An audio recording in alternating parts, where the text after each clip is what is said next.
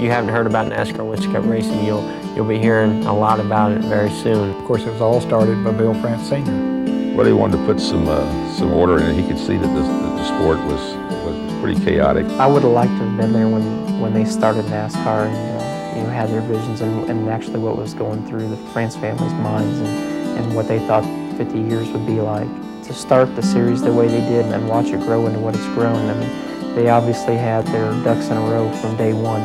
They obviously did it the right way, and I think they continue to show that they do things the right way. I think the first NASCAR memory has to be the Daytona race with Petty and Pearson, crashing, coming for the win. I remember that forever. I think I remember because I had a bet on. I was betting on Petty, and I think my brother had Pearson, so that was that stuck in my mind. But then the other Daytona race where they had a fight on the back straightaway with Allison and Yarborough, and I thought that was pretty cool. I was 4 years old, I guess, when he won his 200th win at Daytona, when Ronald Reagan was there and all that, and that was pretty exciting. And being there for that was a prized moment in the Petty family. It's all come down to this one particular lap that he wins the championship, when in reality they spent a whole year trying to win this. I never met Alan or never knew Alan, but a lot of people that I worked around or a lot of people I raced against knew him, when he used to race up in the same area we did, and to go down there by himself and own his own team and win the championship was pretty neat to be from Wisconsin. Dale Earnhardt, he's been trying to win the Daytona 500 for a long time. Just things have happened, and to see him win it and the reaction from everybody, everybody was so happy for him. Every crew member on every team was out there giving him vibes and everything. I guess the biggest race that always sticks in my mind, I guess, is the race between David Pearson and Richard Petty at Daytona. Not that I was only 1 year old during that time, but I got to see a lot of tapes and stuff of it. It's all the old races like that really makes you be proud to be a part of a great tradition like we're in today, like NASCAR.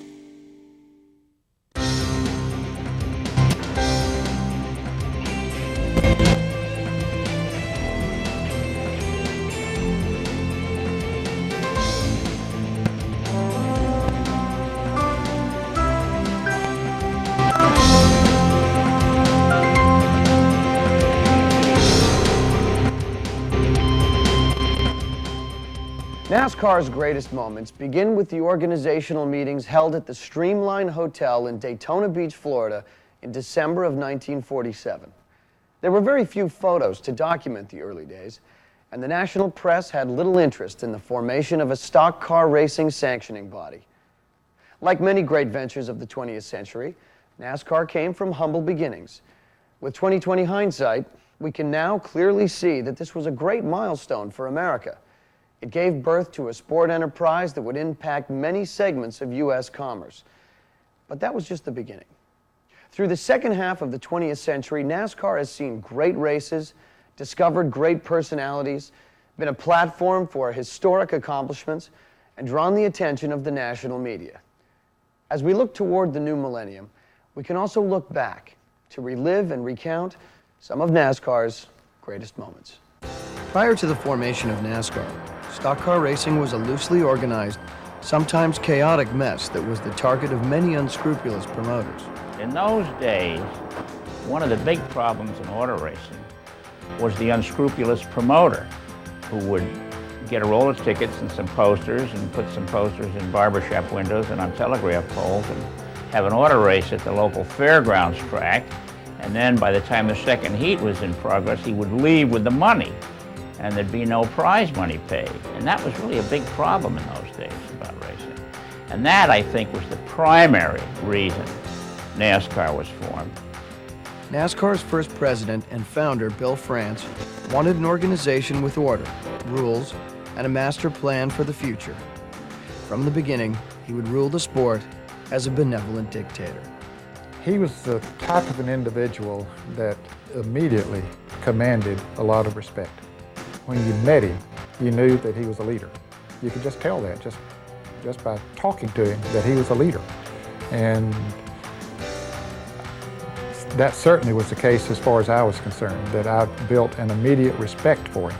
Now, over the years, I didn't always agree with everything that he did and said, but I always had respect for him because he had the best thing going as far as racing was concerned, and he always seemed to have such a vision for the sport, far beyond most anybody else that you could ever meet. And I couldn't even dream that we would see the things happening that he would see that would happen somewhere down the road. Bill France Sr., without his vision, without his courage, frankly, without his guts and his stick-to-itiveness, his absolutely unbeatable level of energy to make all of this happen, he is hands down not only the most important personality in American stock car racing, he is the most important personality in American racing. And I think when the final chapter is written many years from now, he may prove to have been the most pivotal person in motorsports worldwide. The foundation that was laid in NASCAR's organizational meetings held firm when the strictly stock division ran its first race in Charlotte, North Carolina in 1949. Well, I remember when we had the first Winston Cup race, the very first one at the Wilkerson Boulevard, off of Wilkerson Boulevard, the 3/4 mile dirt track there in Charlotte, which is right off of what I guess is Little Rock Road now. And I was guarding the fences for that event. And I'd pull one off. They were trying to cut over, coming over the fence like ants practically. And so when I came out of there alive. First race we went to was the first race that they ran in Charlotte in 1949. And I think we drove the car to the racetrack. It was like a 46, 47 Buick 4-door. And I can remember driving it over there and then pulling in a service station before we went to the racetrack, jacking it up, greasing it, changing the oil and everything. Then we went on over to the racetrack. And then they ran the race, and they ran about half the race and turned over down there in 3 and 4 and tore the car all to pieces, and we had to thumb a ride home.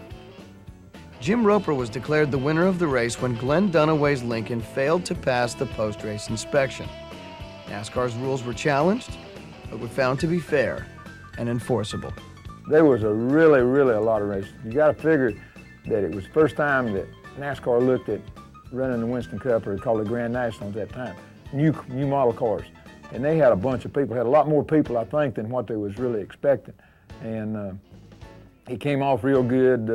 They had a set of rules, and they wound up disqualifying the winner because he'd done a little something different. So they got off on the right track to tell the people that, they were going to run strictly stock cars. Racing on the beach at Daytona predated the formation of NASCAR. Prior to World War II, Bill France was a competitor and organizer of the races held on a temporary course that utilized 2 miles of Daytona's wide, flat beaches, running parallel to Florida Highway A1A.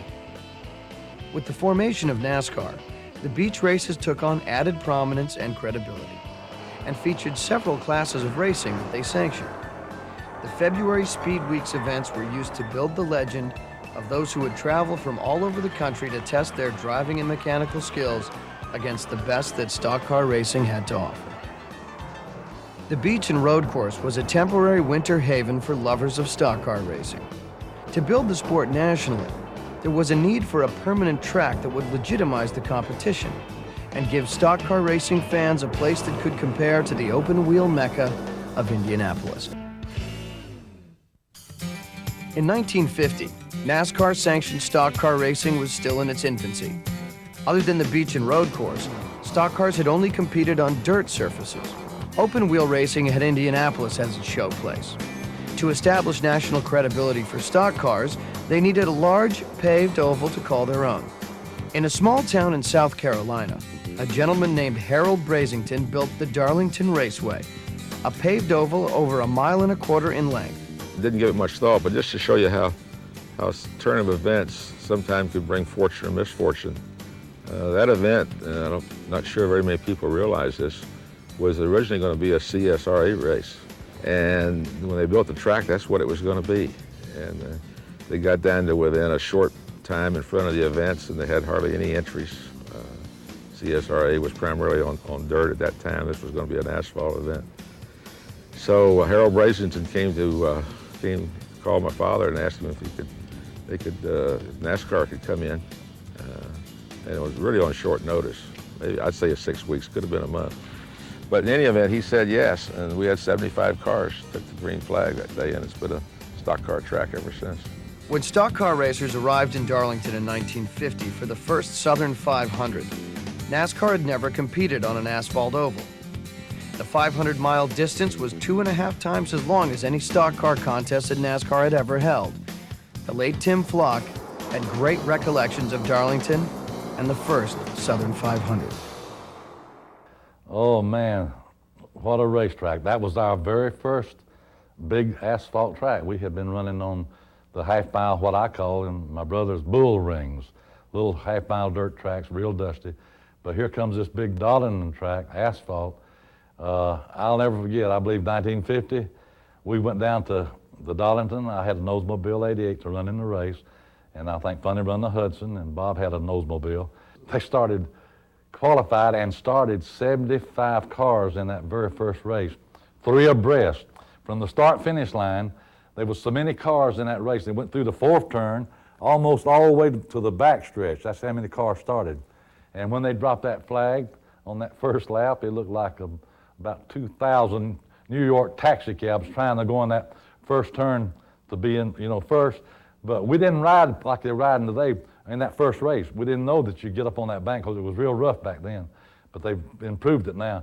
But we run on the inside of the track, and man, it was like running on sandpaper. I blowed 22 tires in the first Darlington Southern 500.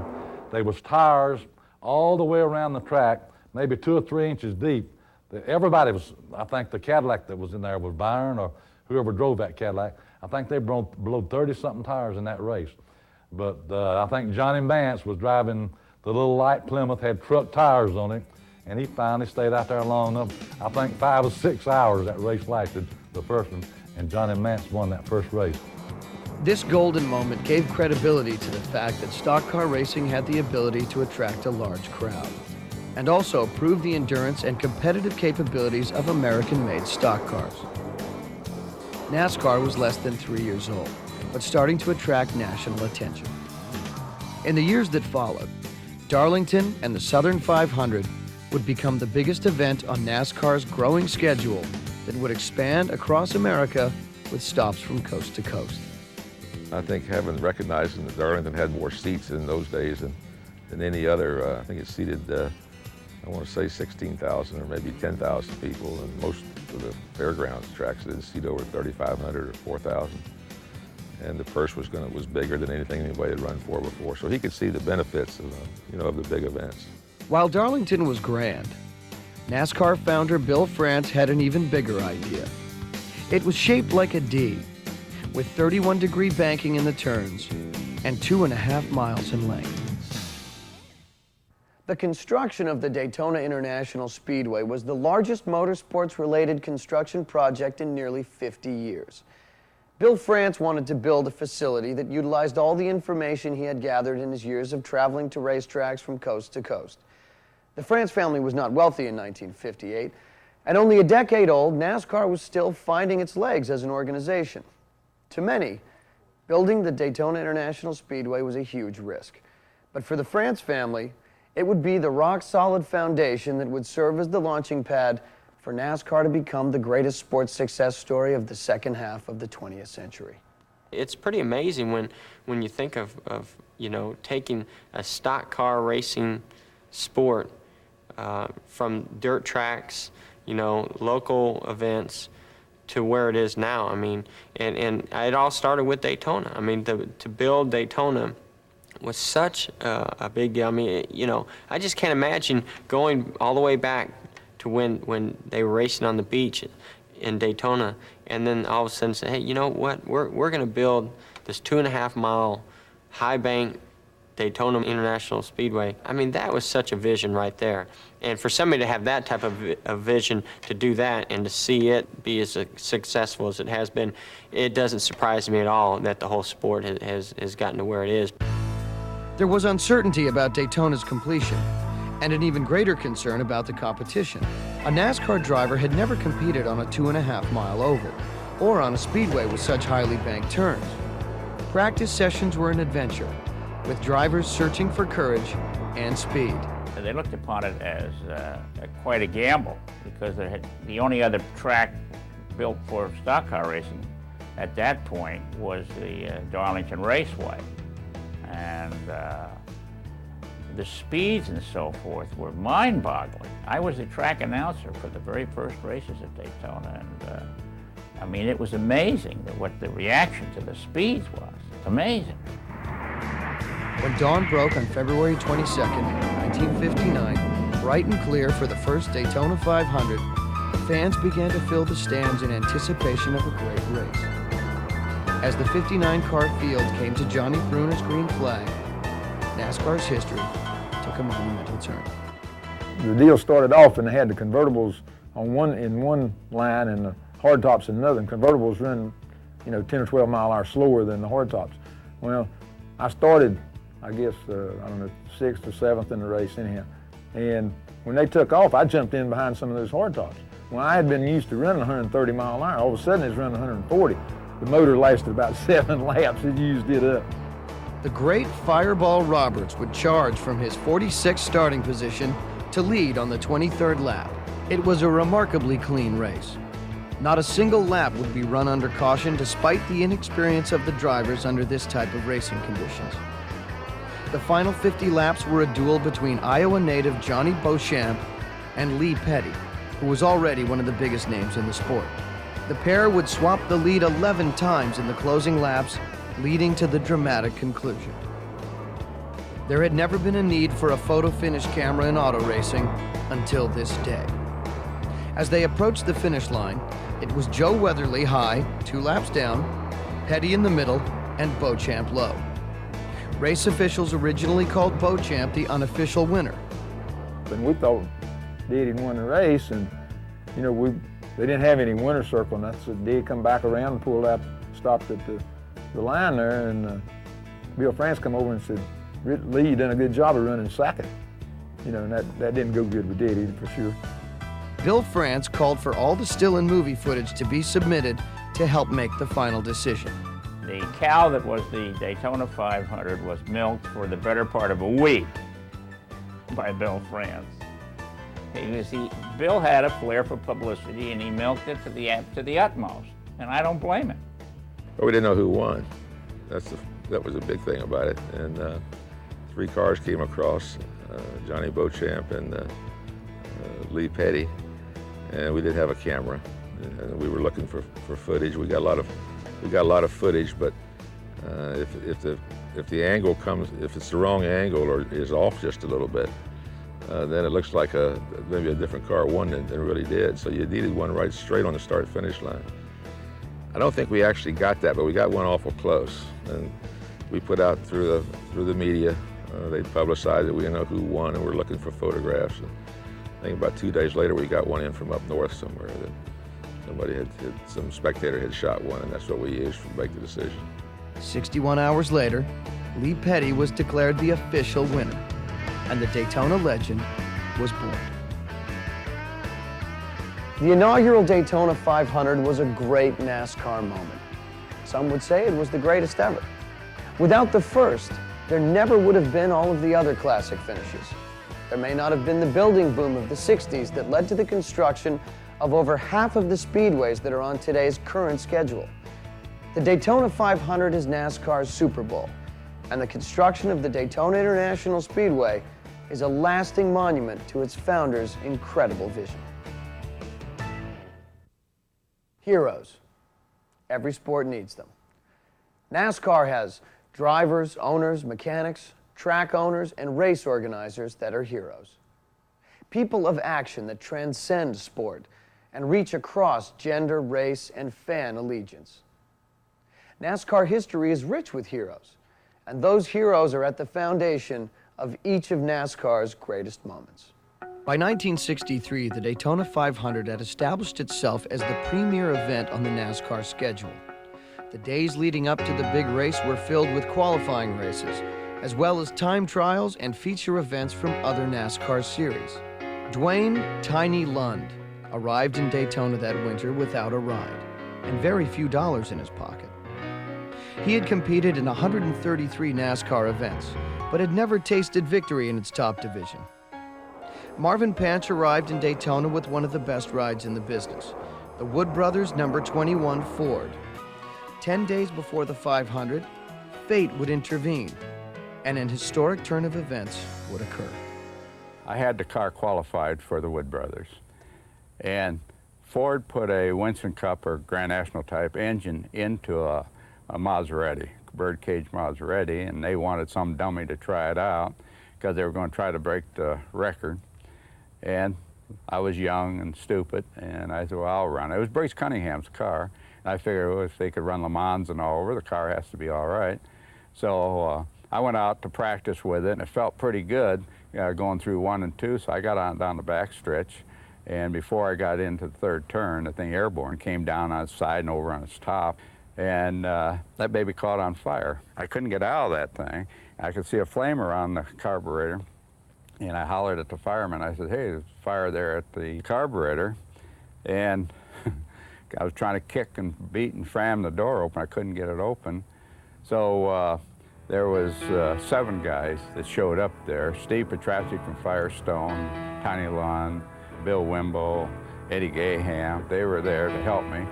And they came in and lifted the car up. And when they did, I kicked the door open and I started out, got about halfway out, the tank blew up. And so that knocked them back. And then they came back and Steve, I could hear Steve yet. He's still kicking, my legs were still kicking. And they came back in and grabbed the car and lifted it. When they did, Tiny grabbed me by the leg and gave me a jerk and pulled me out. Panch unable to race because of his injuries, the Wood brothers elected to put Tiny in their car. And here's Tiny Lund, the fellow who got this ride for his heroic efforts as pulling Marvin Panch out of his burning sports car, was named to drive the car as Panch is being recovering. Tiny Lund doing a great job at car number 21, waiting for his service. He's the leader. He inherited the lead when Lorenzen and Jarrett stopped, and he's trying to hang on to it now with the pit stop, getting close to the half-minute mark, and away he goes. But here's the guy that everybody has been chasing, Tiny Lund. He's driven a tremendous race, and the checkered flag is out. And here he comes. Under the checkered flag, Tiny Lund has taken it, and this really is a big victory for him at the Daytona 500 on ABC's Wide World of Sports. Lund's victory was one of the most popular in series history. His heroic actions in pulling Panch from the car earned him the Carnegie Medal for heroism. Tiny would go on to win 4 championships in the NASCAR Grand American Touring Series and earn his place in the International Motorsports Hall of Fame. Lund lost his life in a racing accident at Talladega in 1975, but will always be remembered for his heroic actions in coming to the aid of a fellow driver. Richard Petty's first Daytona 500 gave few hints as to the greatness his career would hold. His father, Lee, would capture 54 career wins and 3 championships in NASCAR's top division. But would that ability rub off on his son? He never encouraged me in any way in driving a race car. You know, like I say, as time progressed, the cars got to be more race cars, got closer and closer to being race cars. And, you know, I guess I'd say, you know, act like I wanted to drive. And everywhere we went, people said, you know, you going to drive when you grow up? You know, I mean, I said, no, I don't know. You know, one of those kind of deals. And I think it was a foregone conclusion that everybody, except my daddy, was looking at me for driving, even me. But it never was a burning obsession with me. I was happy to work on the car and Dad go out and win the races and stuff. And that was as far as I wanted to go. And then when I got old enough, you know, Dad was still running, still winning championships and stuff, and I said, well, you know, I'd like to try it. Richard was named NASCAR's Rookie of the Year in 1959, but did not win his first race until 1960. He learned how to race for points from his father, always contending for the season-long championship until in 1964 when he captured his first NASCAR title. Consistently fast, consistently friendly, Petty was considered among the very best. But in 1967, he took himself and NASCAR to a new level. Tim Flock held the record for the most wins in a season when he captured 18 races in 1955, driving for Carl Kiekhaefer. Petty would attack and devour that record with a season that would never be matched in all of NASCAR history. Halfway through the 1967 season, Petty had captured 11 of 24 races, and his Hemi-powered Plymouth was performing flawlessly. By race 37 of the year, He had matched Tim Flock's season record with 18 wins, but that was just a warm-up. In the next 9 races, Petty was untouchable. He won on short tracks, dirt tracks, and super speedways. He won the Southern 500 at Darlington for the first time with a margin of victory of 5 laps over David Pearson. He's been trying since 1958 to win the race and has never been able to make it. He's won lesser races here, but never the all-important Southern 500, which right now is his. He has won it, and his pit crew cheers him across the line. So Richard Petty, the All-American boy from Randleman, North Carolina, finally pulls off the big one, the Southern 500. You got your first 500, you must feel great. Well, I tell you, of all the races I've ever won, I'd rather win this race right here. 10 wins in a row for Richard, 27 for the season in 48 races. The margin of victory for his second championship was over 6,000 points. He now was not only a 2-time champion, he had earned the right to be called king. I think we all call him the king. I think my dad calls him the king, I call him the king. And people ask us why we call him the king all the time. That's all we've ever known him at. When you're at the racetrack, people don't call him Grandfather Richard or Richard Petty. What do you say, the king, or what's up, king? And, you know, I think a good answer to make that easier is that we know how hard it is, and we know what he's done in the sport, so that's why we call him the king, is because he's pretty much mastered what we want to do in the sport, me and my father. At age 30, he was already first on NASCAR's all-time win list with 75 wins, a 2-time champion, and a 2-time Daytona 500 winner. He taught his fellow competitors that taking time for the fans and taking time for the media was a key to see the sport grow. I was a Richard Petty fan because I felt like, I'm like, you know, a lot of other race fans. I wanted to pull for the guy that was most likely to win because I wanted to be pulling for a winner. Well, Richard won the majority of the races in the early 70s when, you know, I was, you know, getting started. So I pulled for Richard Petty. 1967 was a great moment for NASCAR. It had an icon it could bank on for the next quarter century. When I think of a perfect race car driver, but yet spokesperson, I look at Richard Petty, you know, as the spokesperson for NASCAR Winston Cup racing.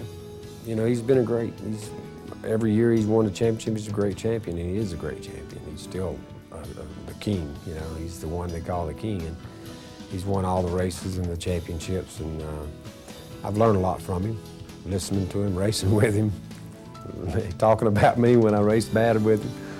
Just a lot of things, but he's brought a lot to the sport and innovative in a lot of ways, bringing to the sport. So he's definitely the king in my book. In the first 25 years of NASCAR's existence, the sanctioning body depended heavily upon U.S. automakers to support and promote the series. From the earliest days of factory support from manufacturers like Hudson and Nash, to the 60s support from Ford and Chrysler, the sport was highly dependent upon Detroit. In 1971, that all changed when a new partner emerged. Because Winston tastes good like a cigarette should. North Carolina-based R.J. Reynolds Tobacco Company wanted a new avenue to promote their Winston brand, following the ban of cigarette television commercials. Junior Johnson made the first contact with Winston, but only after he consulted a trusted friend. And I was in New York City one night in a hotel, and the phone rang, and Junior Johnson had tracked me down. Junior Johnson had some sort of a lead with a tobacco company, wouldn't say which one it was, it turns out it was R.J. Reynolds, to sponsor his cars. And there was some talk at the time about cigarette advertising on television being iffy. And Junior asked me on the phone if the television camera could erase the sponsorship on the car as it went by. I'll always remember that question. I approached them about sponsoring a stock car. They asked me, you know, what kind of money I was talking about, and I said, well, I need about I'm thinking back in, it's about $700,000-800,000. They said, Lord have mercy, we need something bigger than that. You know, that's, you know, nothing that we like racing and it would do us some good, but we're looking for something humongous. And you know how you are sitting around trying to think, well, what, if they got that much money, what can I get them into, you know? And it struck me that, well, you know, they might want to do something with the whole NASCAR division, you know, not knowing what it might turn out to be. And they said, well, who runs NASCAR? And of course, I told them Bill France Sr. run it, and told him how to get a hold of him. And I also called Bill France Sr. and told him he was going to call him. The irony of the thing was that they had the idea of sponsoring an event. That's really what they wanted to do. They didn't really have any interest in sponsoring the series. And we talked them into that. 71, people were showing up at the tracks with there was a lot of used stuff running in big races, and it was a survival thing. RJR came along, and at a time when we were wobbly, and really picked this sport up and went somewhere with it. The change came when RJR and Nabisco came into our sport in 1971. They knew marketing. Nobody in the sport understood marketing. And they taught all of us a great deal about marketing. They have been the biggest things that ever happened to our sport. With Winston, NASCAR now had a marketing partner who could help promote their sport in many places that were inaccessible in the past for the stock car series. It was also a time of change in the leadership of NASCAR. On January 11th, 1972, NASCAR's founder, William Henry Getty France, passed the torch of leadership to his son, William Clifton France, commonly called Bill Jr. At age 38, Bill Jr. was prepared for the job, following a lifetime of working side by side with his father. I think that everyone in auto racing was very concerned when Big Bill France, the guy who started it all, when he stepped aside. Oh my goodness. You know, Billy's got to run this now. Bill Jr.'s got to run this now. I think everyone was really concerned about that. But you know what? Our concern was not justified, because Billy has done a tremendous job of understanding the sport and moving the sport forward. When a parent hands off something to one of his children in American business, only a certain percentage of those handoffs work. And Bill France was the right man for his time.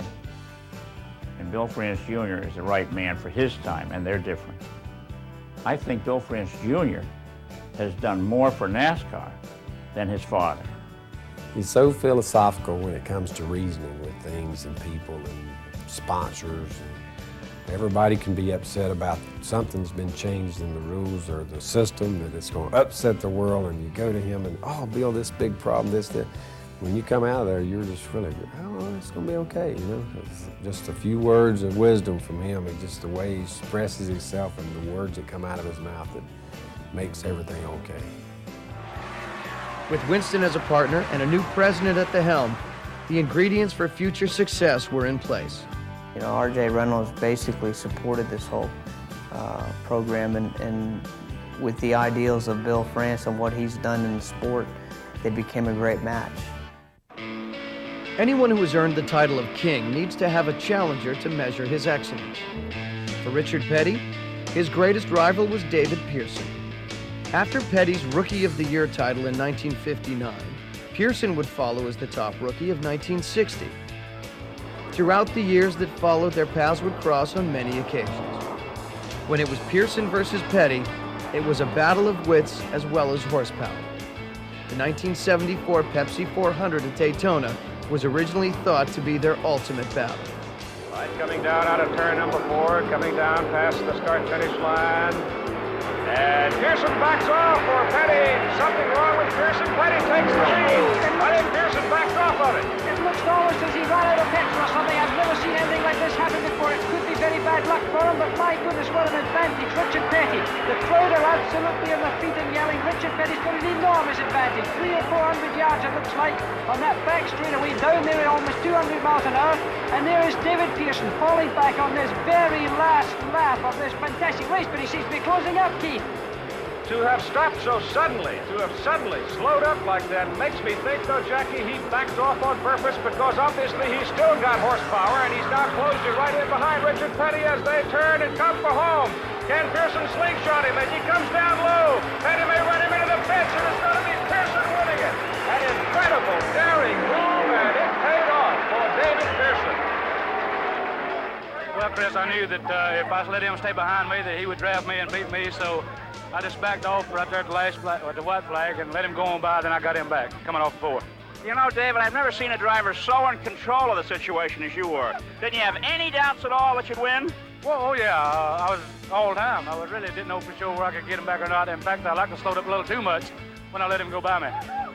Now, when he came off the pole, what did you think? Did you think that something had gone wrong? What was your immediate reaction? When I was right behind him and being he went off all the way, if he'd have feathered out at it, then I would have, figured what he was doing. But when he went all the way off on it, then it kind of scared me because I like to run over it. I wasn't expecting him to run off on it, and it was really a dangerous move from that standpoint. So you really did get a big surprise. Yeah, really. I had to jerk the car around, and I got a little bit out of shape, really, to jerk it around and miss him. And it was just one of them things that I think that was awful obvious for him to do something like that, just to show how much faster he was than the rest of it. So. Some thought that finish could never be topped in the battle of NASCAR royalty, but the 1976 Daytona 500 would prove them wrong. Entering the 76 season, Petty was on a roll, capturing his 6th NASCAR Winston Cup championship in 1975. Pearson was also hot, winning 21 races in the previous 3 seasons, driving for one of the most respected teams in NASCAR history, the Wood Brothers.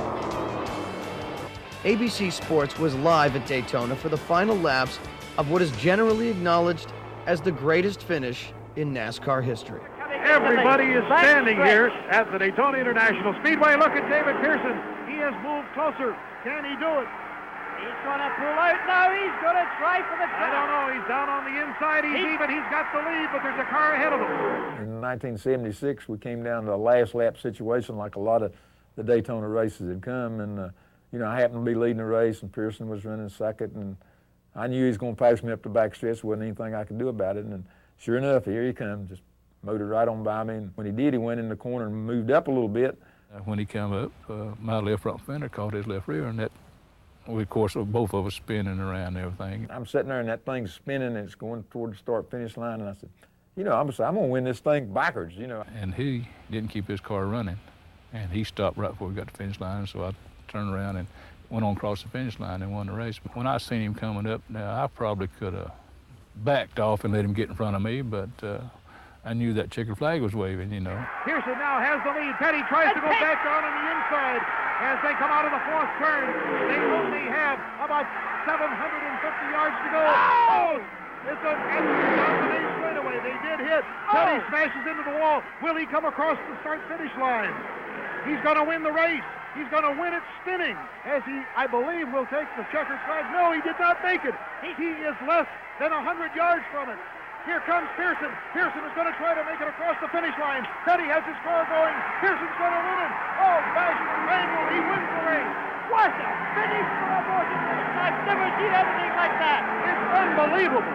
Richard, I guess, is one of the closest friends I got, as far as that goes. I hope he is anyway. But no, we didn't fuss about it. As far as I know, I don't reckon we've ever fussed about anything, But now we have beaten and banged a lot. But we never did spin each other out for meanest. That was another one of the incidents that was a bad incident from my standpoint, and probably Pearson's too, but he went up winning. But it was good for racing because everybody wanted to see it again, everybody wanted to know about it, everybody wanted to know what happened. So it wasn't a deal where on Monday it said Pearson wins and Petty runs second. It kept it in the paper for a lot of different times, and we've been hashing around for all these years, so it had to be a big deal, and really was a big plus for Winston Cup racing. Bill France's marvelous creation at Daytona had once again produced a dramatic finish, with the 2 biggest winners in NASCAR history at the absolute peak of their skills. NASCAR's greatest moment? I say yes, but there are even more great moments ahead. For the first 30 years of NASCAR's existence, television coverage of the sport consisted mainly of edited highlights shown on ABC's Wide World of Sports. In the mid-70s, ABC would cut in live for the conclusion of big events like the Southern 500 and the Daytona 500. But airtime was too precious to set aside a 4-hour block to show an entire race. But NASCAR was not alone in that fact. With only 3 networks broadcasting with limited airtime, many major sports were neglected. In 1979, CBS Sports made a bold move. They would broadcast the Daytona 500 live from start to finish, and the stars of NASCAR did not disappoint. I'm not sure that we really knew what to expect televising a 500-mile race from start to finish on the CBS network. Now, certainly we prepared ourselves in every way that we could as far as the drivers' records and knowing. Of course, I knew all the drivers then, so that helped me tremendously. But I think that that's one of the greatest breakthroughs that our sport has had because it was live all over the United States. Terrible weather day, especially in the Northeast that day. They were snowed in, couldn't do anything else except watch the race on television, and so it got a good audience that day. And then to have the type of event that we had. Cale Yarborough came into the Daytona 500 with a lot of momentum. He had just captured his unprecedented 3rd consecutive NASCAR Winston Cup championship driving for Junior Johnson. As the race unfolded, it turned into a final lap shootout between Yarborough and Donnie Allison. I felt like I knew where he was going to try to pass me. Strangely enough, when we started off turn 2 and I saw him go down, it surprised me a little bit. When I pulled out to go around Donnie, going down the backstretch on the last lap, making my slingshot move on him, he just eased me right on off the racetrack. I did not run him in the grass. We hit very hard side to side, and then when he went in the grass the last time, I certainly tried to keep it away from Donnie because if I could have got it straight, I still had a chance of winning the race. You know, he was still in the throttle wide open. I was never out of the racetrack yet. I was still on pavement the whole time. And really and truthfully, at that time, I said, well, you son of a gun, when we crash up here, we both will be wide open. Donnie Allison throws the block. Cale hits him. He slides. Donnie Allison slides. They hit again. They drive in the turn. They're hitting the wall. They're head on the wall. They slide down to the inside. Let's watch those 3rd-place cars. They're out of it. Petty is out in front. At the line. Walter to the inside. Petty wins it. There's a fight between Cale Yarborough and Donnie Allison. When he hit Bobby, Bobby's still sitting in the seat. You know, I just felt like I was being double teamed. So I grabbed Cale by the arm and I turned him around. I said, if you want to fight, I'm the one you ought to be fighting with. And believe me, Cale Yarborough to this day wish he never would have walked over and slapped Bobby. It was live on CBS, the cameras were right on us, and they say, you know, these are real people. And I think it's one of the best things ever happened to the sport. There was a huge blizzard, almost coast to coast that Sunday, and CBS had a captive audience. You couldn't have scripted it any better to get people's attention as far as NASCAR Winston Cup racing is concerned. Wrecked on the last lap of the Daytona 500, then they end up in the 3rd and 4th turn fighting and throwing helmets at each other. So I think that created a lot of interest, not only for racers, but the fans to say, hey, you know, this is pretty interesting. We better check on this and watch. The 1979 Daytona 500 was a huge success in the ratings. It proved that a large audience would sit still for 500 miles, especially if they were entertaining. In the period following the 1979 Daytona 500, cable television would begin to become more accessible from coast to coast. Programmers were looking for live events to attract a national audience, and NASCAR was ready, with a sport that had been on a steady rise for the previous 30 years. In 1984, NASCAR racing was enjoying increased popularity. A majority of the races were now being shown live on network and cable television. New stars were emerging. Drivers like Dale Earnhardt, Terry Labonte, and Bill Elliott pushed series veterans like Bobby Allison, Cale Yarborough, and Darrell Waltrip. NASCAR's biggest star, Richard Petty, was in pursuit of a magic number. In a career that now included 7 NASCAR Winston Cup championships and 7 Daytona 500 wins, there was one more goal on his horizon: win number 200. Win number 199 came at Dover in May. In the next 4 races, Petty would finish no better than 13th. But his optimism was high because the next race on the schedule was at Daytona, the track that helped make him the king. For the first time in NASCAR history, a sitting president of the United States would visit Daytona for America's biggest Independence Day celebration. President Ronald Reagan gave the starting command from Air Force One as he traveled toward the Florida coastline. All right, gentlemen, start your engines. 8 different drivers took turns at the point of the Pepsi Firecracker 400 in the early stages, but the final quarter of the race boiled down to a duel between Cale Yarborough and Petty. ABC Sports was on hand once again for this historic occasion. Lap 150, and a car is spun out. Doug Heveren's car is spun out in turn 1. So now the yellow caution flag may be coming out. Indeed, as I look just below us, the yellow caution flag is going to come out. This will, in all intents and purposes, perhaps be the last lap of the race. The rule requires them to solidify under the caution at the beginning of the next lap. It's an incredible situation. Now, are they going to race to the line? This is an interesting rule situation, Jim. You are allowed to race to the line once the yellow has come out. Cale Yarborough did that. Richard Petty is counterattacking. This may be the race that we're looking at here as they sweep up into traffic. A highly dangerous situation. Coming down the front straight. Here they are, Sam. They will come across the yellow line just about together, but Petty had the lead. By the nose of the car, Richard Petty was just in front of Cale Yarborough as they came across the line. You've been around this sport so long that you may not get terribly excited at the prospect of winning a race, but was there a little extra thrill in winning, knowing that the #1 fan was here today? Well, definitely. 200 is very, very important, but under the circumstances, with all the presidents that's ever been in the United States, this is the first one that's ever showed up at a racetrack. So everybody's got to go from that from a racing standpoint, and I wanted to be the one that was able to welcome him to Grand National Racing. It's sort of a Hollywood script that nobody would believe, nobody would buy. Because here I am, a big Republican, big Reagan fan anyway, and here we are, the 4th of July, coming for the 200th win, and you win it on the last fast lap. I mean, it wasn't on the last lap, but the last lap you run under green. Nobody would believe that stuff. Oh, it was a great day. When Ronald Reagan came, it was the first time we've had a sitting president at one of our events.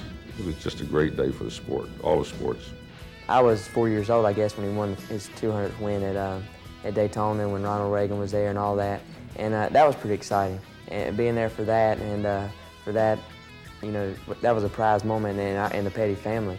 That was a great accomplishment for anybody, and to have the president there to witness that and the support that he gave the sport, I think that really gave a lot of national attention to NASCAR racing and to a great career that Richard Petty had.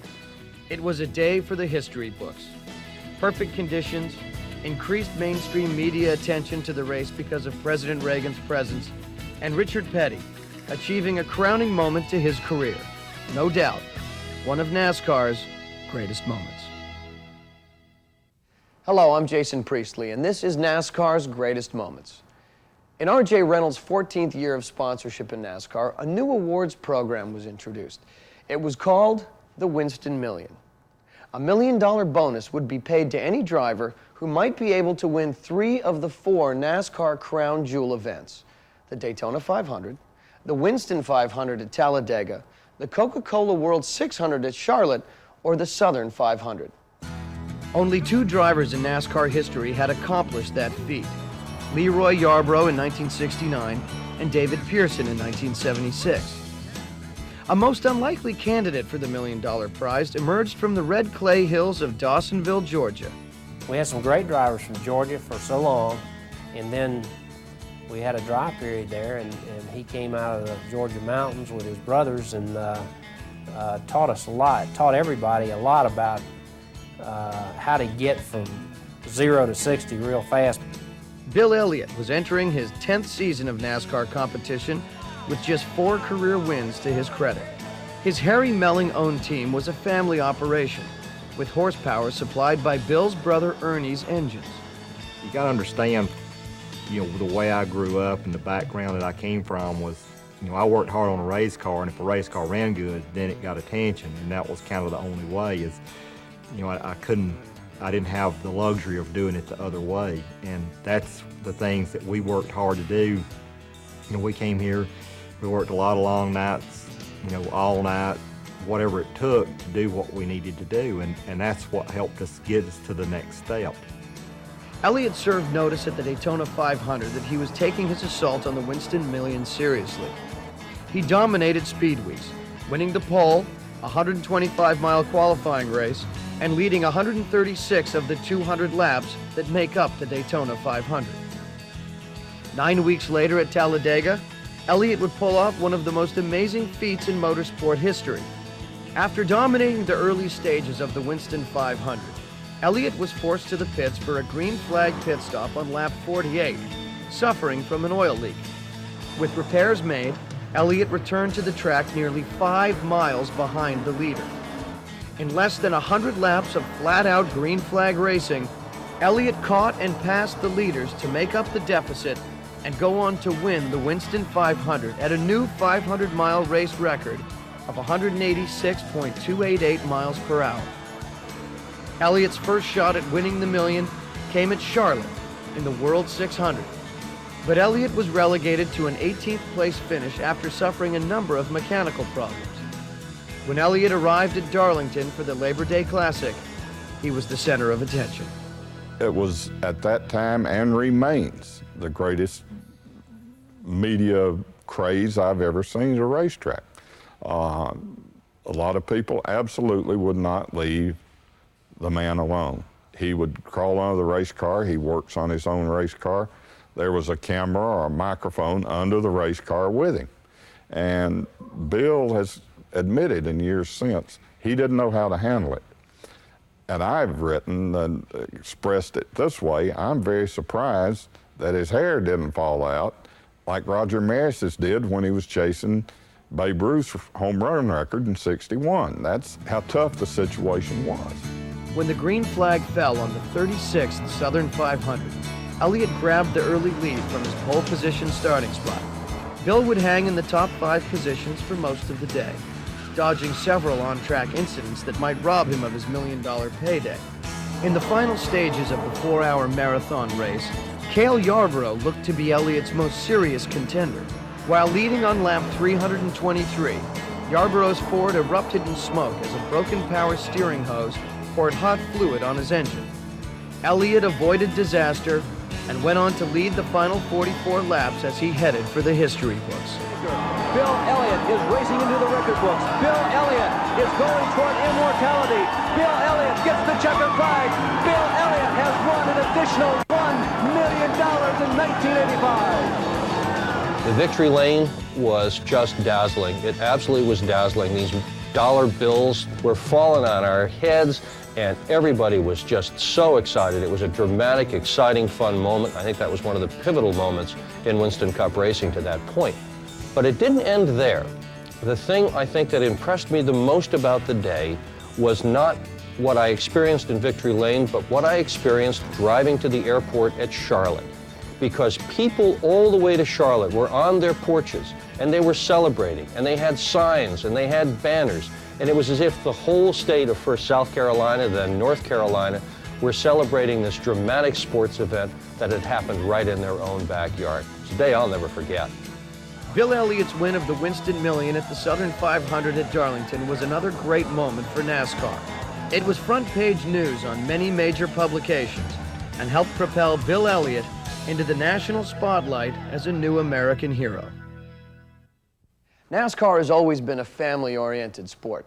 Its founder, Bill France, always wanted his family members to be involved in the day-to-day operation of the growing sanctioning body. Through the years, it has not been uncommon for NASCAR races to feature brother versus brother or father versus son on the racetrack. Family involvement is even extended to the television broadcast booth, where two-time NASCAR champion Ned Jarrett has had the opportunity to watch his son Dale develop into a champion. They bump, they touch, they rub, going down the backstretch, side by side, wheel to wheel. Who is it going to be in the champion Spark Plug 400? Jarrett has the slight advantage as they go into the third and fourth corners. Davey Allison battles back on the outside. It's going to be a photo finish. They touch coming down through the tri-oval at the line. Who wins it? I believe Jarrett got it.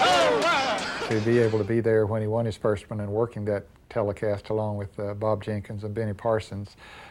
It was very, very exciting. I didn't know how I might react, what I might say.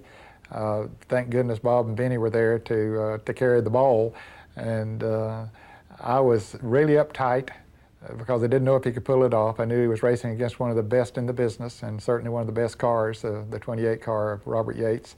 Davey Allison was one of the best drivers of all time, and there Dale was racing with him for that win, and then to pull it off, it was so meaningful because of the way that he did it.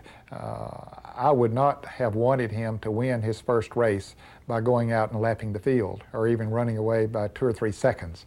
To do it battling right down to the checkered flag, not knowing who was going to win until they crossed that start-finish line, boy, it just couldn't have been any better than that. At times, brother versus brother racing has been heated, moving past the boiling point. Oh!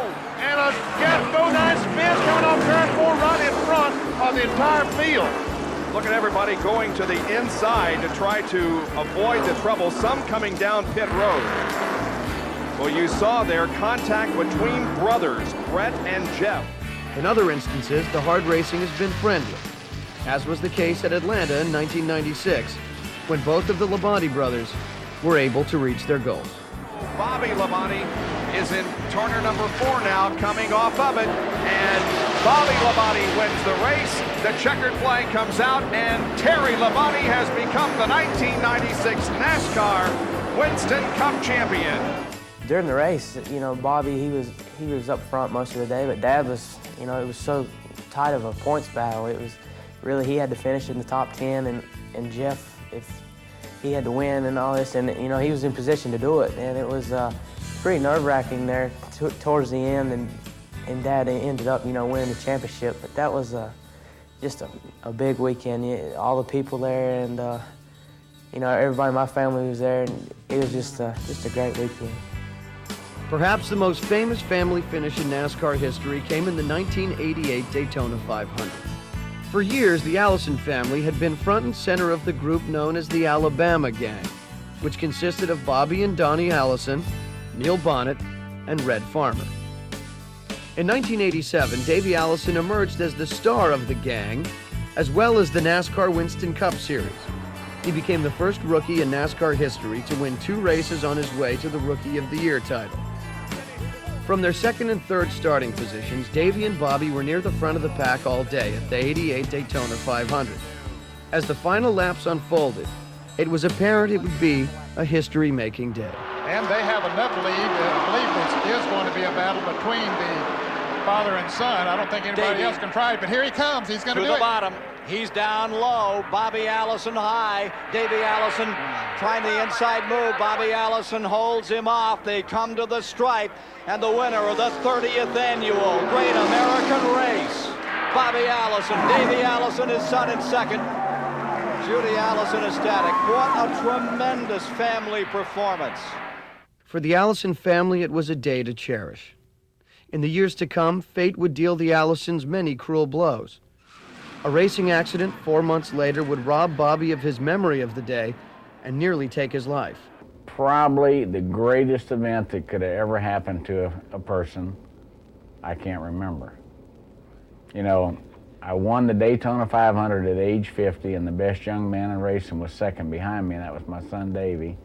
And then when I was injured later that year, the memory loss that I had has taken that completely away. I know it happened. I can look at pictures, I can read books, I can even look at videotapes, but I can't remember any piece of it myself. Davey would become one of NASCAR Winston Cup Racing's biggest stars, but would face a tragedy even greater than his father just a few years in the future. But the golden image of a father-son 1-2 finish in the Daytona 500 will always be remembered. Few seasons in NASCAR Winston Cup history will be able to match 1992. Late in 1991, Richard Petty announced that 1992 would be his last season. It would be called his Fan Appreciation Tour, giving fans at each stop of the NASCAR Winston Cup Tour the opportunity for one last chance to watch the King in action. From Martinsville to Sonoma, his loyal subjects paid tribute. He attracted fans from all segments of society. President George Bush came to visit at Daytona in July as Petty ran his last race at the track he had helped to open 33 years earlier. He electrified the crowd when he put his STP Pontiac in the lead early in the race, rekindling memories of his exemplary career one last time on the world-famous Tri-Oval.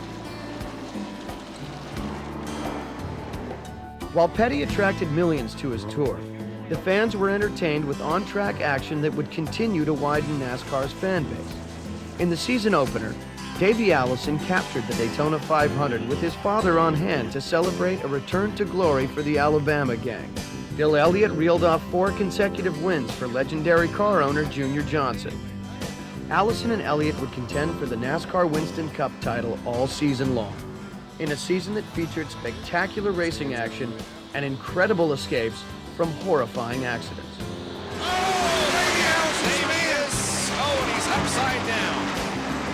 Into the guardrail, side over side, end over end, and Davey Allison has experienced a horrifying crash. With $1 million paycheck awaiting the champion, the battle for the Winston Cup was intense. As the series headed for the season finale in Atlanta at the Hooters 500, there were 6 drivers with a mathematical chance at the title. In an historic footnote to the day, Jeff Gordon made his first career Winston Cup start for Hendrick Motorsports. That was Richard Petty's last race, and at the drivers' meeting, he gave every driver that started that race a money clip that had, it said Richard Petty's, final race, had the date on it, had a sort of a emblem of the king on it, and then had, 21st, your starting position, and I believe it even had my name on it.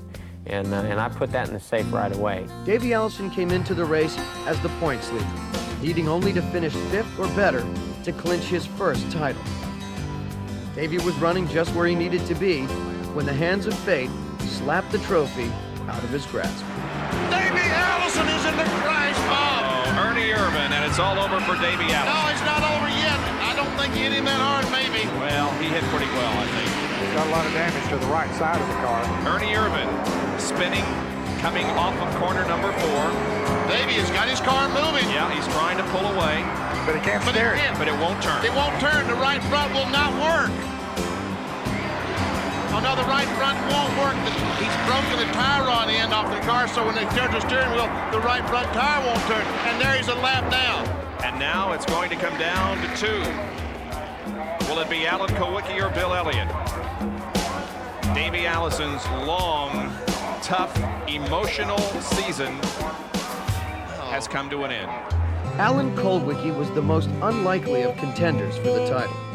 He had not led in points all season, and had all but conceded the title in September when a crash eliminated him from the race at Dover. Not a very good day for us. Probably pretty much ruins our championship hopes for this year, but we'll be back. With Allison out of the running, the championship battle shifted to Kulwicki and Elliott. Both drivers fought to lead each lap, knowing the bonus points for leading most laps could be the difference in deciding the title. It was a battle of wits between Elliott's crew chief Tim Brewer and Kulwicki's chief Paul Andrews. Andrews chose wisely, allowing Kulwicki to stretch his fuel mileage and stay on the track for a few additional laps to clinch the bonus points for leading most laps. As the final lap was contested, Elliott had led 102 laps, but Kulwicki had led 103, giving him a 10-point cushion in the closest points championship battle in NASCAR Winston Cup history. We are focused in on Alan Kulwicki, who is going to win the 1992 NASCAR Winston Cup and the $1 million bonus that goes with it. Bill Elliott comes off the 4th corner. He wins the Hooters 500. But Alan Kulwicki is coming off of corner number 4, knowing that he's winning the championship. There's the checkered flag for Alan. He's the champion for 92. How exciting this is that it's all come down to this one particular lap that he wins the championship, when in reality they spent a whole year trying to win this. That was a great race, and circumstances took Davey out of it, but Alan went on to win the championship, which was, I think, was great. The way he ran his team, the way he did it, and everybody said he did it his way, and I think a great champion was made that day. Richard Petty returned to the track for one last emotional farewell lap in a car battered in a mid-race accident. After 1,184 career starts and holding practically every top spot in the NASCAR record book, the King was finished as a driver. You know, I think at 12 years old, I don't think I was mature enough yet to realize what my grandfather had done for the sport and what a special day that was for him to step away. I guess he run 35 years in racing or something like that. You know, it was pretty amazing. And, you know, when he stepped away and he said that, you know, I'm never going to drive again, this is my last race. I think that they hit my grandmother, my aunts and uncles, my dad really hard because my dad had grown up in the first thing, his very first race on the racetrack, he raced against my grandfather. And, you know, from that day on, my dad was never going to have to look to see if my grandfather was in that wreck coming out of turn 2 or coming out of turn 4. There wasn't going to be no more Richard Petty on the racetrack. And I think that was a very emotional day for me, too. I mean, even if I didn't understand what he's done for it, my grandfather was walking away from something that he loved to do, and he wasn't going to be in a race car anymore. Bill Elliott stood in victory lane, knowing the championship had slipped through his grasp. Alan Kulwicki emerged as the greatest underdog in NASCAR history to win the championship, a title he had earned with a degree of determination that cannot be explained. You know, I wanted to win the race because we had led quite a while, but there'll be other races, but this championship's what I wanted, and I just, you know, thank God for the fortune to be here and to be in America and compete on the Winston Cup circuit. Just a storybook ending, just really wonderful. Less than 8 months later, both Davey Allison and Alan Kulwicki would lose their lives in separate aviation accidents that would bring grief that was beyond words to the NASCAR family. The 1992 Hooters 500 at Atlanta was a defining moment in the sport that will never be forgotten, not only for the emotion of that day, but for its significant implications in writing the story of NASCAR. Few drivers have had more impact on NASCAR history than Dale Earnhardt. His father, Ralph, was a short track legend in the Carolinas and a winner of a national championship in NASCAR's Sportsman Series in 1956. Earnhardt was raised in the school of racing's hard knocks and felt his short track education would serve him well in NASCAR's Elite Series by sticking with the style that brought him to the big show. Growing up in racing around my dad, of course, everything he ever said either came true or was the way to do it in the end after you made all the mistakes. Well, if I did it the way Dad said do it, it would have worked out okay. But he was really the guiding force in my life and direction of which way I was going in racing or whatever. He was such a determined individual that whatever it took, I mean, he would do it just to go racing. It was obvious that he had a lot of talent. There was no doubt about that, and certainly his dedication to the sport. He had been taught well by his dad as far as work habits were concerned, and his dad made him learn about that race car, everything about it, and that was good, has been good for him all through his career. A lot of similarities between Ralph and Dale in the way they drove. They both could run dirt extremely well, and I think that his prowess on dirt made him a great asphalt driver, particularly when the track got slick and the car got loose and wanted to skate. He was in his element then, and he could go places very few other drivers could go. He could go up in those gray areas where the angels fear to tread and the great race drivers can go. He arrived in the NASCAR Winston Cup Series in 1979 at the age of 28 with an immediate impact. On his way to the Rookie of the Year title, he won at Bristol in just his 16th start. In 1980, he captured his first NASCAR Winston Cup title in only his second year in the series, a feat that has never been matched. We won the championship and we Rookie of the Year in '79, and it was just like we was having a great time. Doug Richard's young team, of course, Jake Elder was there part of the time and was a big molding factor in my career. But Doug Richard and Dave D'Ambrosio and all these young guys at Osterlund we're just having a big time in '80 and winning some races and racing hard and having fun. And we went to Ontario racing Kel Yarborough and Junior Johnson for the championship, and really didn't realize what we were doing and what we had the opportunity to maybe accomplish. And tried to do everything we could to give the thing away. Got lapped and unlapped herself, had bad pit stops and everything. Ended up finishing 5th and winning the points championship by just a little bit. And didn't realize what we had really accomplished. You sit and think about it today, and you beat Kelly Yarborough and Junior Johnson, and you're just a bunch of rookies. Shouldn't have happened. In the next 15 years, he would accumulate more wins and earn more money than any other driver in the series. He won championships with his Richard Childress-owned teams in 1986, 87, 90, 91, and 93. He did it with a brash, bold style that rubbed many competitors the wrong way. But the fans loved his intimidating style and made him a millionaire many times over in merchandising sales. People wanted something with Dale Earnhardt's name on it, and wanted a picture, a hat, a t-shirt. And through that, then the Goodwrench program took off with the advertising and the promotions we did. We'd go into the autograph session, promotions with the dealers. It just was amazing that you could do that, and make a commercial and do something like that and bring out 4,000 and 5,000 people to these autograph sessions. It was just amazing. As the 1994 season unfolded, Earnhardt was on the trail of the king, seeking a record-tying 7th NASCAR Winston Cup championship. It was an achievement that many thought would never be matched. But Earnhardt was relentless in his pursuit. Reeling off consistent finishes at the top of the leaderboard, he built a points lead that was so large, he was able to clinch the title at Rockingham, 2 races before the season finale at Atlanta. His accomplishments helped NASCAR reach new heights in popularity. Dale Earnhardt came along when Richard Petty was going out, and we needed greatly a new superstar. And he filled that void and became a different kind of a hero than Richard Petty was. Became the Intimidator, the Man in Black, and sold a lot of tickets for us and got a lot of TV ratings up there, and truly became one of the great drivers of all time, not just stock cars, but any kind of auto racing. I think I'm really proud of just being a part of NASCAR, being a part of our racing world.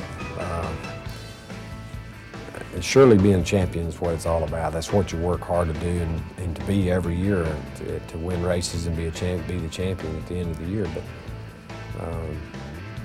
I'm pretty proud of just being a part of NASCAR, really, and being part of the whole system, the whole, you know, you think about racing, you think about Richard Petty, Dale Earnhardt, Darrell Waltrip, Cale Yarborough, Jeff Gordon, Dale Jarrett. I mean, it's pretty neat to be in that group, you know. I mean, when they talk about racing, they talk about Dale Earnhardt too. It's not just Richard Petty and David Pearson and the guys they used to talk about. Rising from the dirt tracks near his home in Kannapolis, North Carolina, to become an internationally known competitor, Dale Earnhardt's 7th NASCAR Winston Cup title win is certainly one of NASCAR's greatest moments. In the 1990s, NASCAR experienced record growth. Every track in the series was erecting grandstands at a rate unimaginable just a few years earlier. Following the building boom of the 60s that saw tracks at Charlotte, Atlanta, Rockingham, Pocono, and Michigan added to the schedule, there had been a long period without the construction of a superspeedway. The Roaring 90s changed all that, and existing tracks were transformed to meet the demand of the sport's popularity. The biggest surprise came in 1994 when the Indianapolis Motor Speedway was added to the NASCAR Winston Cup schedule for the inaugural Brickyard 400. For 80 years, Indianapolis had been home to the world's largest single-day sporting event, the Indianapolis 500. Many doubted that the tradition-rich Speedway would ever open its gates to stock car racing. But Speedway President Tony George saw the potential in adding NASCAR to his schedule. It was an idea that had a long gestation period. Former Speedway President John Cooper had considered bringing stock cars to the Speedway in the 70s, but the timing was just not right. When I came in there to manage the Speedway in '79, one of the things that was clear was that if the Speedway was to expand and build more seats and suites and all of that, it needed some other revenue streams. And the only other revenue stream that made sense was a NASCAR Winston Cup race. So we began looking at how that would work. For instance, we knew we didn't want it to be a 500-mile race for obvious reasons. We didn't have garages that they could use. We didn't have a lot of things. And Bill France Jr. and I spent a long afternoon and into the evening making a list on a long yellow pad of the things that would need to be done at the Speedway. Well, the Speedway family, if you will, was not quite ready to focus on it in the early 70s. During the filming of a commercial in 1991, A.J. Foyt ran his stock car a few laps at speed, just to see if there was a match to be made. Tony George also took a few laps. Apparently, he liked what he saw. In the next few years, Goodyear was asked to run a tire test to verify that the stock cars would be compatible with the most famous race course in the world. Bill France called me one day and he says, how'd you like to do a tire test at Indianapolis? I said, well, I don't want to, why would I do a tire test at Indianapolis? And he said, well, you never know when there might be a race down there. And I said, well, I like to do a tire test at Indianapolis, but not just for showbiz. I mean, I don't want to go down there unless there's going to be a race. Is there going to be a race? He said, I can't tell you that. I can't tell you that. It was a rousing success, with thousands of fans responding to the opportunity with enthusiasm. With all the plans in place, Tony George made the historic announcement. There will be a NASCAR Winston Cup stock car event here at the Indianapolis Motor Speedway, August 4th, 5th, 6th of August, 1994. The name of the event will be Brickyard 400, and it will be a 400-mile, 160-lap race. It's official. The good old boys will soon become the Indy boys. It is now official. The Winston Cup drivers will race at Indy. They'll do it next year. The 400-mile Brickyard 400 set for August 6th, 1994. Officials have announced that there will be a NASCAR event run August 6th of 1994 in Indianapolis. They're saying it's the end of tradition, or maybe a new tradition beginning now, because by next year, the Indianapolis Motor Speedway will be about 80 years old. Until now, the track has been used strictly for the Indy 500. But now the famed Brickyard is about to add another major event. The inaugural race was a huge success, selling out all the grandstand seats in just a few days. And the green is out!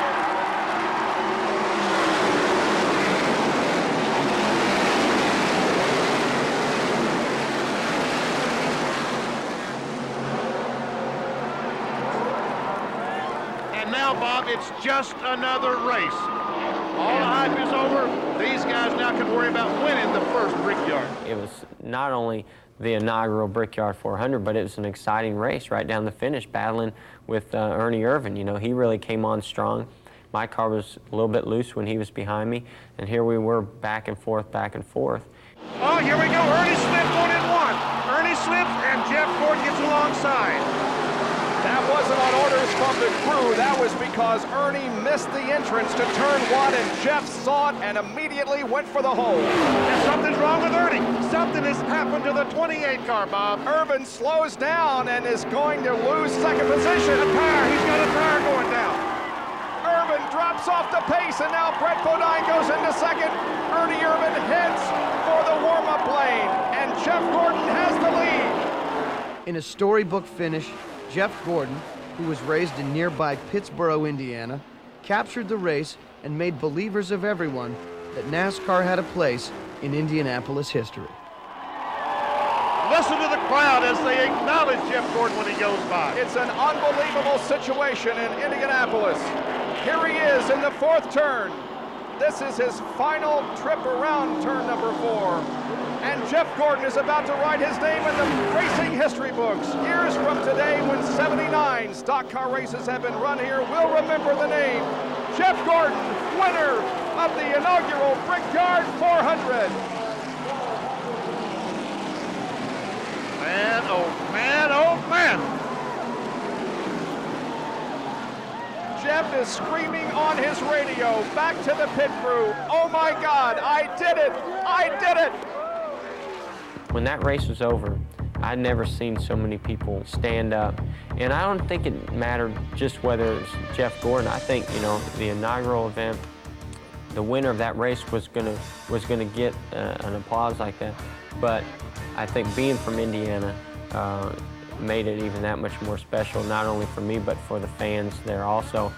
In the years that followed, the event would continue to grow into one of the biggest stops on the NASCAR Tour. For stock cars to run at the Brickyard was a pretty new thing back on 1994, and then me growing up watching the Indy 500, my parents used to go there a lot in the 70s and 80s to watch those races, and for me to be able to run at Indianapolis Motor Speedway, you know, who'd ever thought? You know, this is just a dream that has come true, that we've been living it up pretty good here the last few years, and to be able to run at the Brickyard and run as good as we did there was very amazing to me to even be a part of it, and just looking forward to going back now each and every year.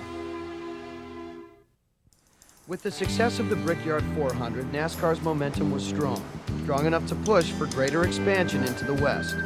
Southern California had played host for many years to NASCAR Winston Cup racing at the Riverside International Raceway, a 2.6-mile road course. Dan Gurney dominated the competition at Riverside in the early years, winning 5 times in the mid-60s. For many years, Riverside was the only road course on the NASCAR Winston Cup schedule, but it provided a great opportunity for NASCAR's best to display their road racing skills. In 1988, Rusty Wallace captured the final race at Riverside as the track gave way for new housing developments and shopping centers. Many wondered if stock car racing would ever return. In 1997, that question was answered with a resounding yes with the opening of the California Speedway.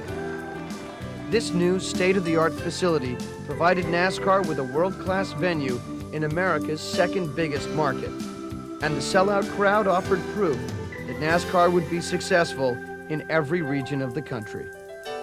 White flag waves for Jeff Gordon. One more lap to go. 2 miles to victory. Will it be Gordon or will it be Labonte? Or will Jeff Gordon run out of fuel on the last lap? He's safely through the second corner, down the backstretch. Ray Evernham has his fingers crossed. The interval stays about the same down the backstretch. And Mark Martin apparently is out of gas as Jeff Gordon sets the car into the third corner. Mark Martin goes by the front stretch, coaches as cars go by. Here comes Jeff Gordon off the corner. Bob, I do believe he's going to make it. Let's see if he can do it. He's going to do it. Jeff Gordon wins the California 500 presented by Napa. And the Rainbow Warriors celebrate another victory. We need the great arenas to keep pace with the NFL and the NBA. We need places like California and Texas Motor Speedway and Las Vegas. I mean, all these new venues. 1 year later, NASCAR struck gold in another major market with the success of the Las Vegas 400. It is hard to describe the atmosphere here. Big sporting events are nothing new to the city of Las Vegas, but nothing has ever been quite this big. 107,000 people are here. The race was sold out in less than a day. They're set for racing at the Las Vegas Motor Speedway, and the green flag waves. The entertainment capital of America embraced NASCAR Winston Cup racing with the largest crowd for a sporting event in Nevada history. Let's see what happens on this final lap. Jeff Burton gains 2 tenths of a second. Again, that last lap, we can see Jeff Burton behind the 2 lap cars of Schrader and Bobby Hamilton. Mark Martin goes on to the backstretch. He's halfway around. Burton indeed is coming on strong, but I'm not sure he's got enough to do it. It doesn't look like he will. Mark Martin now in turn number 4. Here he is. The crowd is on its feet cheering for the winner of the inaugural Las Vegas 400, Mark Martin. The sport had grown remarkably from the days of its foundation, and there was no slowing down in sight. Since its incredible opening race in 1959, the Daytona 500 has been the crown jewel event for NASCAR. While a few drivers have been able to dominate the race, like Richard Petty with 7 wins, Cale Yarborough with 4, and Bobby Allison with 3, others have struggled mightily. For 16 years, Darrell Waltrip left Daytona empty-handed. He had won multiple championships, and at practically every circuit on the schedule, but never the Daytona 500. But in 1989, Waltrip finally found the magic he needed to capture the win in his 17th try. It was one of the most memorable Victory Lane celebrations in NASCAR history. Won the Daytona 500! I won the Daytona 500! Darryl, how long? Wait. This is the Daytona 500, isn't it? Don't tell me it isn't. Thank God! Knowing that he had tried and had done everything but win that, I can remember the most is dancing Victory Lane, and throwing his helmet. It's like, he's pretty excited. So now I really know how excited he was, and that could be classified as one of the greatest moments. Again, knowing Darryl and Darryl coming from Owensboro and us following his footsteps. For Jeff Gordon, winning at Daytona has provided him with some of the greatest memories in his already remarkable career. There's no doubt that the biggest win in my career has been the Daytona 500. You can win championships, you can win a lot of races, but until you win the Daytona 500, your career really isn't complete. In 1998, NASCAR opened its 50th anniversary season with one of the most popular victories in history. Dale Earnhardt had been making the trip to Daytona for 20 years.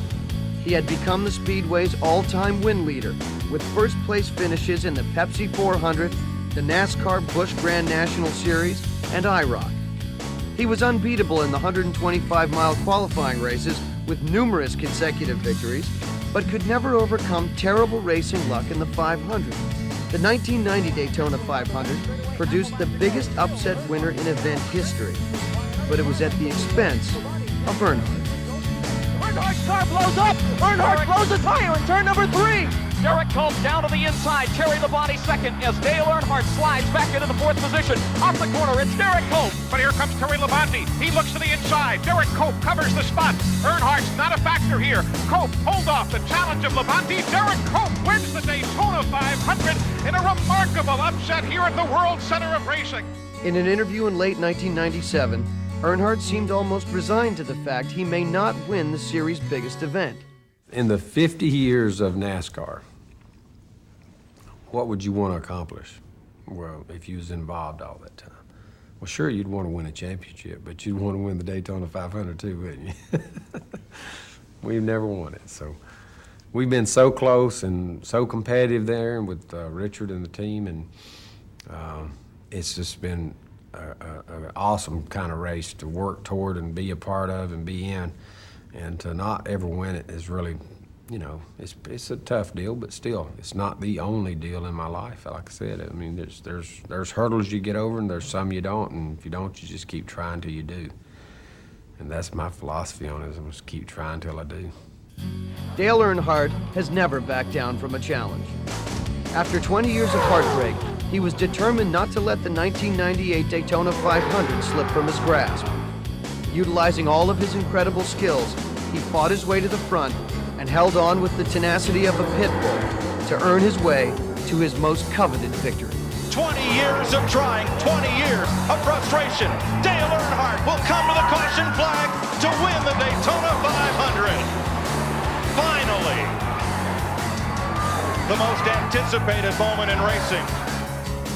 Earnhardt's trip towards victory lane was an affirmation by everyone on NASCAR's pit road that they understood what this win meant for Dale, as well as a tribute to his skill, determination, and talent. Every year he's right there and something will happen. One year he blew a tire and lost it to Derek Cope, I think. So, he's had the race won a lot. Just things have happened, and to see him win it and the reaction from everybody, everybody was so happy for him. Every crew member on every team was out there giving him fives and everything. So that was pretty big. I know by far it's probably been the best race he's won in his career, and that's the big one. That's the one everybody's wanting to win, and that's the one he's been wanting for a long time to finally got it. As is the new tradition for Daytona 500 winners, Earnhardt was on hand the next day at Daytona, USA for the placement of his car for a year-long display. The emotions of the biggest win of his career were still evident by the smile on his face. It's the greatest feeling I've felt in my career in a long, long time. That first championship, the first win, the first championship, all that's great. Coming down here for 20 years and not winning the Daytona 500 and finally winning it, I wish everybody could experience this. This is the greatest feeling I've talked to all my relatives, all my fans, everybody all night long, just different phone calls. Ronnie Bouchard called me, just different people. Congratulations, congratulations, congratulations. Talking about how we won. Had champagne. We've had a big time. NASCAR's 50th anniversary season was off to an incredible start. For the past 2 hours, we've had the opportunity to relive NASCAR's greatest moments. These are historic events that will always be cherished. Looking to the future, no one knows when the next great moment will come. It could be at Richmond, when a rookie collects his first career win, or at Talladega, when a veteran intimidator proves there is still joy in winning at any stage of a career. It could be the crowning of a new series champion with a rich family heritage, or just the thrill of watching NASCAR's incredible competition. As we race into the new millennium, NASCAR's future is bright because of great drivers, talented mechanics, progressive track owners and operators, committed sponsors, and successful car owners. But the future glows brightest because of the love affair NASCAR has always enjoyed with its loyal fans. Whether they're seated in a choice spot in Bristol or camping at Watkins Glen, perched high in a tower at Daytona or in the infield at Atlanta, it is the fans' loyal devotion to the drivers and sport that have fueled the fire of the sport's brilliant past and brighter future. For NASCAR's greatest moments, I'm Jason Priestley.